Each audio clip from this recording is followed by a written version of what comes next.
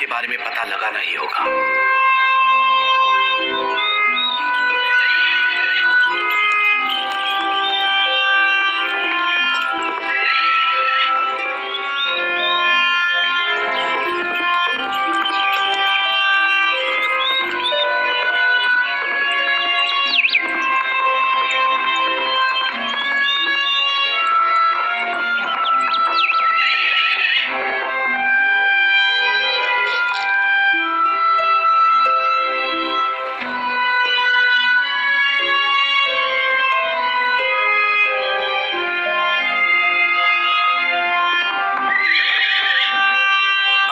पिताजी का रथ।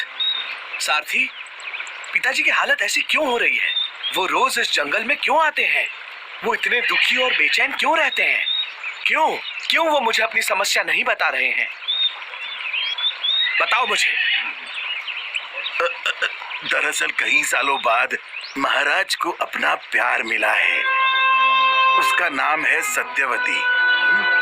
मछुआरों के मुखिया की पुत्री है। अच्छा, तो उन्हें विवाह करने से कौन और क्यों रोक रहा है? सत्यवती के पिता ने कहा है कि ये विवाह तभी हो पाएगा जब महाराज वचन दें कि आपकी बजाय उनके और सत्यवती का होने वाला पुत्र ही अगला राजा बनेगा। तो ये बात है। वो मुझसे इतना प्यार करते हैं कि मेरे लिए अपने प्यार का बलिदान दे रहे हैं। अपने पिता को खुश देखने के लिए मैं अपनी जान भी दे सकता हूँ। फिर ये राजगद्दी क्या चीज है?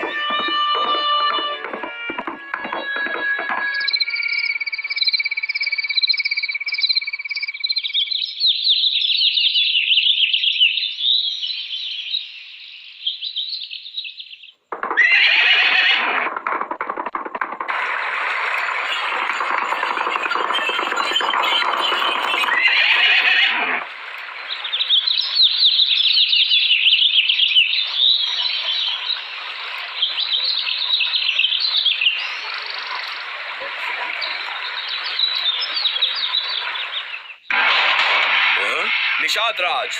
कौन? मैं हूँ युवराज देवव्रत, महाराज शांतनु का पुत्र और हस्तिनापुर का होने वाला राजा। पिताजी के बाद हस्तिनापुर पर मैं राज करूंगा। मैं जानता हूँ कि तुम्हारी मंशा क्या है। तो सुनो निषाद राज, आज मैं प्रतिज्ञा लेता हूँ कि मैं हस्तिनापुर का राजा कभी नहीं बनूंगा। मैं हस्तिनापुर की राजगद्दी पर कभी नहीं विराजूंगा। कृपया आप अपनी पुत्री का विवाह करा दीजिए महाराज शांतनु के साथ। मैं ऐसी ही कही बात पे अपनी बेटी और उसके बच्चों का भविष्य दांव पे नहीं लगा सकता। आप महान हैं, लेकिन कल को जब आपके पुत्र होंगे और वो अपना हक मांगने लग जाएंगे, तब मेरी बेटी का क्या होगा? अब मेरी बात ध्यान से सुनो निषाद राज। हर इंसान विवाह करना चाहता है और संतान भी, बल्कि धरती का हर प्राणी अपना वंशज चाहता है। पर मैं युवराज देवव्रत, गंगा का पुत्र, अविवाहित रहने की प्रतिज्ञा लेता हूँ। मैं निसंतान रहूंगा।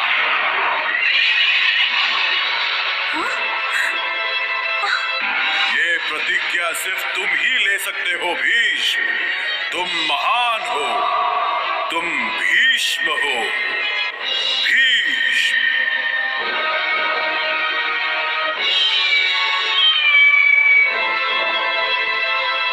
आपके निर्णय से मैं बहुत खुश हूँ। ले जाइए सत्यवती को अपने पिता के पास।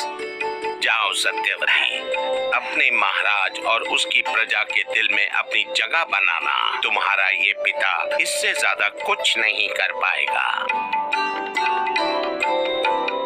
ये तो विधि का विधान है कि गंगा पुत्र नहीं, बल्कि सत्यवती का पुत्र ही हस्तिनापुर पर राज करेगा।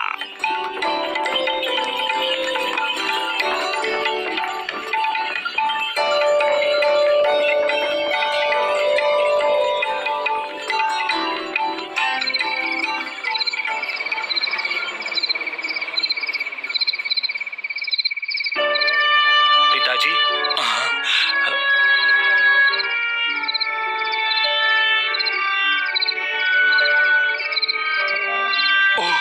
तो तुमने अपना अधिकार छोड़ दिया और प्रतिज्ञा भी ली कि ना मैं विवाह करूंगा और ना मेरी संतान होगी। क्या? ना विवाह, ना कोई संतान? बस इसीलिए कि तुम्हारा पिता फिर से विवाह कर सके। देवव्रत, मेरे पुत्र, अब तुम्हारा क्या होगा? तुम सारा जीवन कैसे बिताओगे? मैं जीवन भर खुश रहूंगा पिताजी, क्योंकि ये मेरा अपना निर्णय है। देवव्रत, मेरे पुत्र, आज मैं तुम्हें एक वरदान देता हूँ, और वो ये कि जब तक तुम स्वयं न चाहो, मृत्यु भी तुम्हें छू नहीं सकती। मैं तुम्हें वरदान देता हूँ कि जब तक तुम जीना चाहोगे जी सकोगे। यमराज भी तुम्हारी अनुमति के बिना तुम्हारे प्राण नहीं हर सकता। मैं भाग्यशाली हूँ कि मुझे अपने पिता को खुश करने का अवसर मिला। अगर थोड़ी सी पीड़ा से मेरे पिता को अपार खुशियाँ मिलती हैं, तो मैं वो पीड़ा सहने के लिए तैयार हूँ। मैं अपने पिता के लिए कुछ भी कर सकता हूँ। मैं उनसे बहुत प्यार करता हूँ।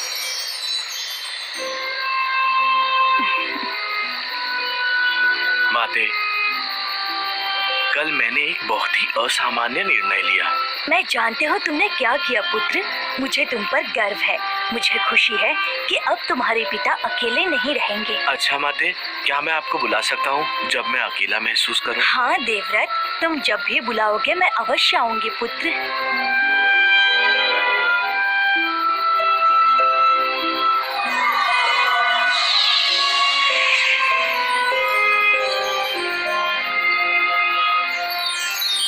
पहले मेरा हीरो ऋतिक रोशन था, पर अब से भीष्म है। तुम खुद भी हीरो बन सकते हो ओम, अपने मम्मी पापा और चाहने वालों को खुश रख के। मैं करूँगा, मैं वो सब करूँगा जिससे दूसरों को खुशी मिले। हमें इंसाफ चाहिए, हमें इंसाफ चाहिए, हमें इंसाफ चाहिए, हमें इंसाफ चाहिए। तुम सब यहाँ क्यों आए हो और किस चीज का इंसाफ चाहिए तुम्हें? क्या हुआ? किसने की तुम्हारे साथ नाइंसाफी?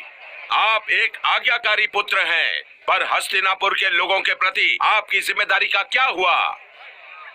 ये जरूरी तो नहीं कि एक वैद्य का बेटा वैद्य ही बने और शिक्षक का बेटा शिक्षक ही बने बिना किसी योग्यता के। पर अब महारानी सत्यवती का पुत्र ही राजा बनेगा, सिर्फ उसकी जन्म की योग्यता से, फिर चाहे वो इसके काबिल हो या ना हो। आप निश्चिंत रहे, आपका राजा योग्य होगा। मैं स्वयं उसकी परवरिश करूंगा और उसे राजा बनने के योग्य बनाऊंगा। जैसे आप जिंदगी भर उनके साथ रहने वाले हैं। अब हस्तिनापुर का भविष्य घोर अंधकार में है। ऐसा ना कहें, आप जानते नहीं, पर मैं यमराज को सिर्फ तभी बुलाऊंगा जब मुझे लगेगा कि हस्तिनापुर अब सुरक्षित हाथों में है।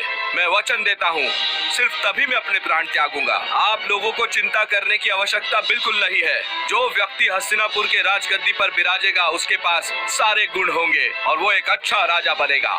मैं भीष्म हस्तिनापुर की समक्ष जनता को ये वचन देता हूँ। ये मेरी प्रतिज्ञा है, भीष्म की प्रतिज्ञा।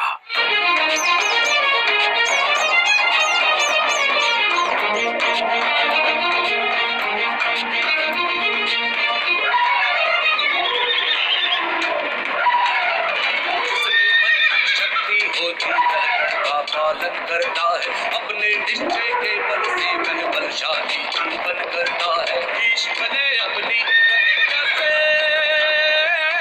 तोड़ी भारत वंश परंपरा। अब चुनाव की बात न होगी, राजपुत्र ही होगा राजा।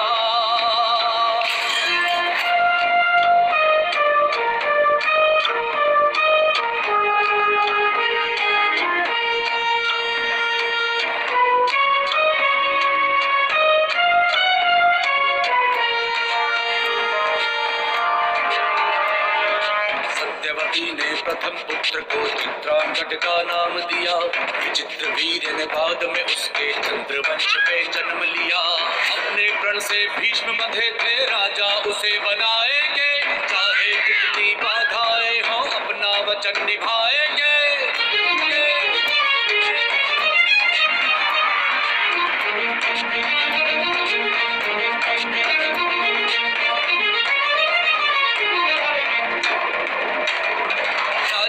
चित्रांगद लेकिन खाली हो गया सिंहासन। व्यर्थ युद्ध भूमि में उसका लड़ते समाप्त हुआ जीवन। भीष्म ने अपना वचन निभाया, विचित्र वीर को राजा बनाया।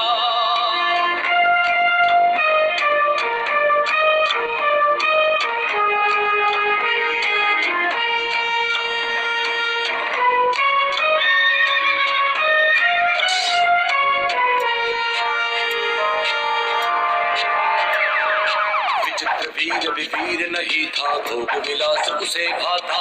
हस्तिनापुर के सिंहासन हित भीष्म का जीवन मरण जुड़ा था। हस्तिनापुर हो योग्य हाथ में, भीष्म का भारी प्रण था।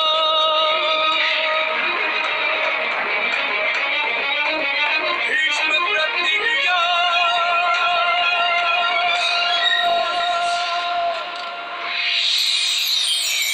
क्या भीष्म विचित्र वीर्य से गुस्सा हो जाते हैं? क्या वो उससे प्यार नहीं करते? असल जिंदगी में हम अक्सर उस इंसान को चाहना बंद कर देते हैं जो हमारी कहीं बातें नहीं सुनता। वैसे हम इंसान की कमियों के साथ भी उससे प्यार कर सकते हैं, बस देखते रहो।